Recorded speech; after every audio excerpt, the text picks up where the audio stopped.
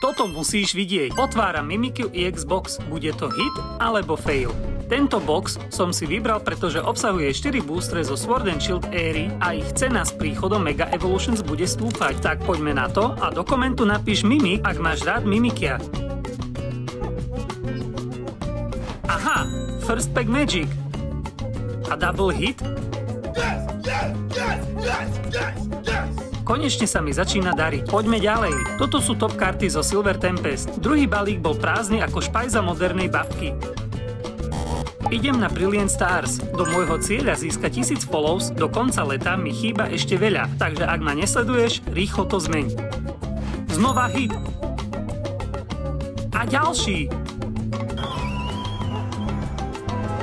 Tento box je riadne nadúpaný. Ešte posledný Fusion Strike. Budeme mať Last Pack Magic? V tomto boostri bolo toľko hitov ako v poslednom zápase Attilu a Carlosa, ale to nevadí. Čo si myslíš o tomto boxe ty?